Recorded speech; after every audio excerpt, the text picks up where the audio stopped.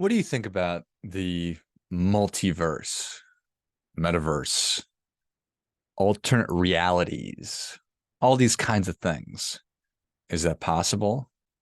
Is it going on? Are there alternative versions of you out there running around being like you, but doing completely different things, living completely different lives?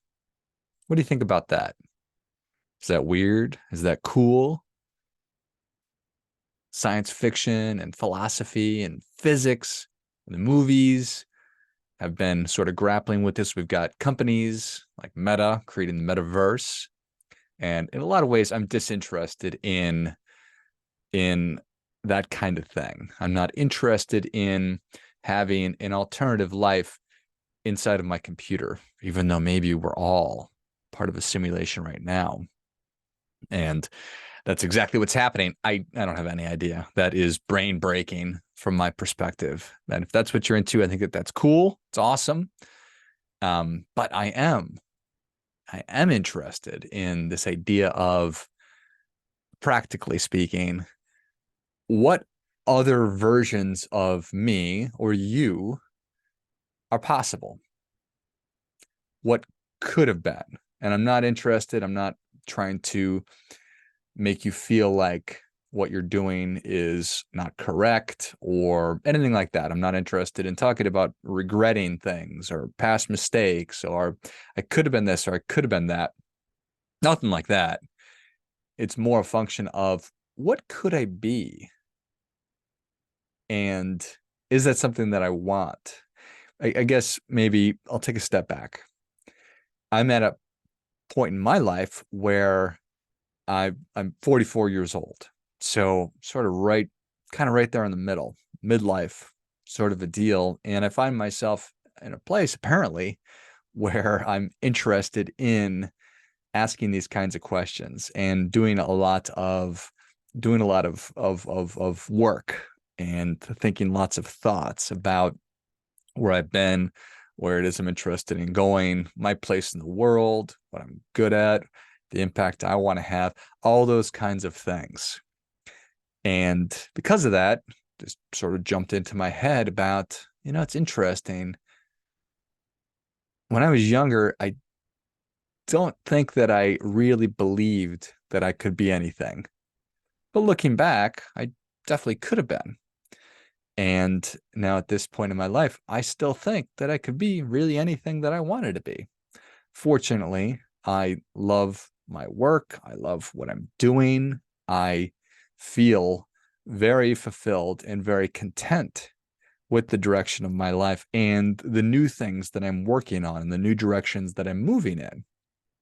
And I am interested in helping other people to have that same amount of contentment and to feel like their lives are good. I want you to feel like your life is good. I want your life to be good. So that's where I'm coming from with this. And I just thought it was kind of a cool spin. You got Spider-Man into the Spider-Verse and all these popular culture kind of things. And I think that people have been thinking about and considering these kinds of alternate realities for a really long time. So I know I'm not breaking any new ground here, but I wanted to put my spin on it. So Steven Pressfield, the great Steven Pressfield, the author of The War of Art, The Legend of Bagger Vance, Going Pro, he talks about shadow careers, how many of us have professions like this is how we earn a living. I'm an attorney or an accountant or whatever, financial professional. But what I really wanted to do was be a singer or to be a piano player. Do you know the song Mr. Tanner by Harry Chapin? If you don't know the song Mr. Tanner by Harry Chapin, just turn the video off and go search for it right now and come back.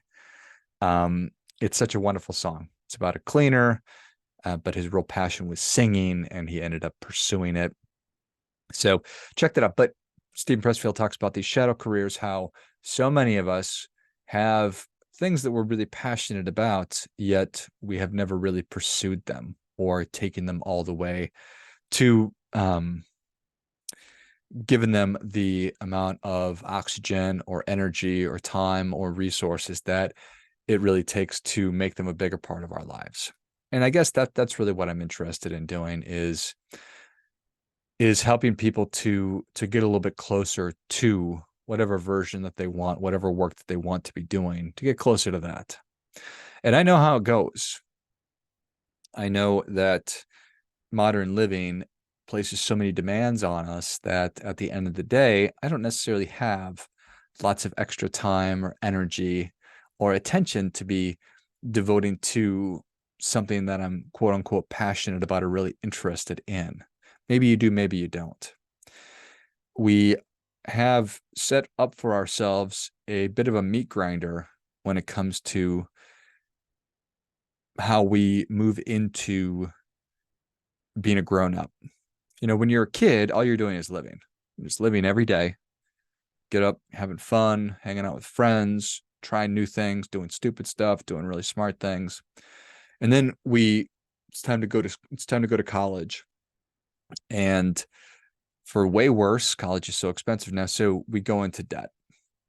And it's that inflection point right there that we move from living every day as a kid to surviving. Now I've got to go and get a job that I don't necessarily like to start paying my student loans. I've got to live in an apartment or a house. So I need a mortgage or I need rent. I need a vehicle. So I just pile on layers and layers and layers of debt. And well, now I'm in this job that I guess I could see this turning into a career. I can look at it, change my perspective on what I'm doing so that I do feel good about it, which is a really positive thing. But we just kind of get stuck. Super easy to get stuck. And then we fall in love, we have a family, and I really hate to refer to that as being stuck. It just limits our options. It limits our flexibility. It limits our ability to try new and different things. So I get it. That is in a lot of ways the meat grinder, the self-imposed sort of a glass cage that we all put ourselves in. And I'm interested in helping to look through that cage and potentially break through it or create some windows that we can find some different avenues. So what did you, when you were a kid, what did you really love doing? What were some of the things you really enjoyed doing? What did you think that you were going to be when you grew up, quote unquote? When you became an adult, what in your mind's eye did you think that you were going to do, or did you think that you wanted to do? I think that that's interesting. More so now that you are wherever you are at. If you're 20 years old, you're in college. If you're 30 years old, you're graduated. If you're 40, if you're 60 years old, knowing what you know now, what would you like to do? What is possible for you? What do you have the potential to do? Could you be president? Could you be president of the United States of America? I think you probably could be. Could you be CEO of a company?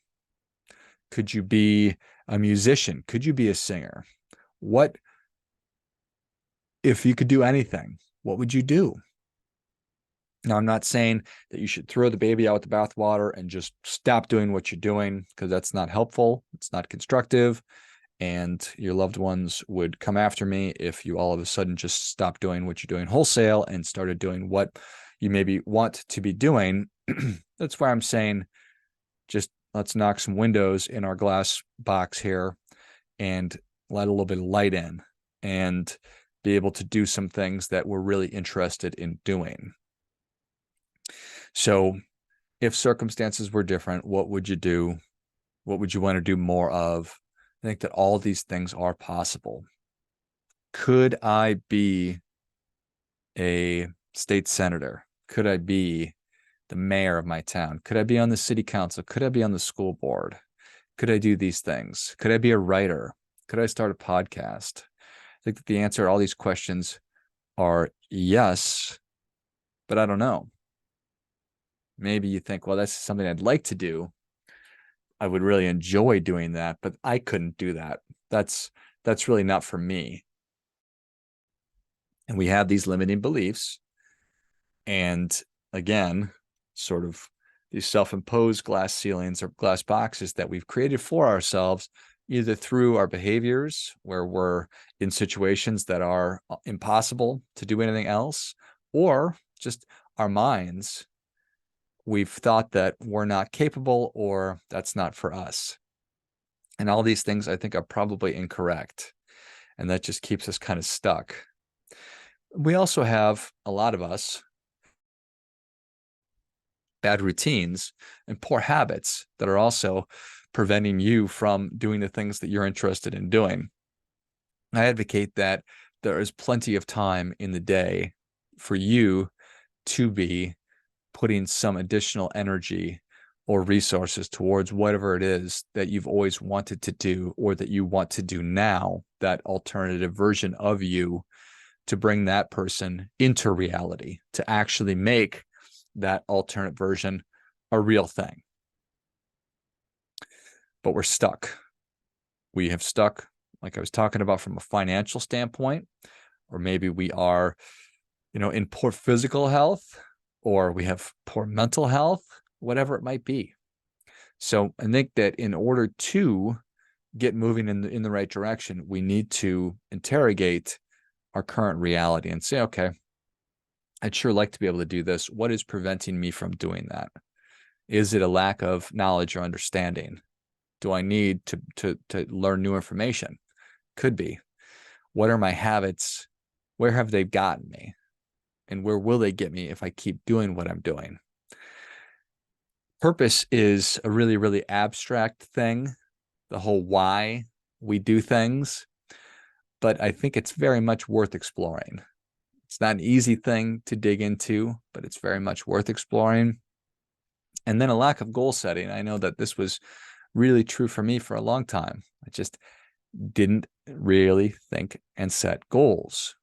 So you put all four of those things together, the purpose being why it is that you do what you do, your goals being what it is that you want, your habits being what you actually do, your beliefs, also your values, that's who you are.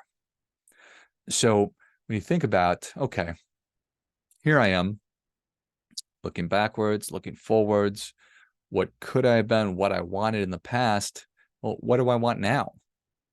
And how do I bring a little bit of that desired future into either my current reality or a reality 2 years from now or 4 years from now?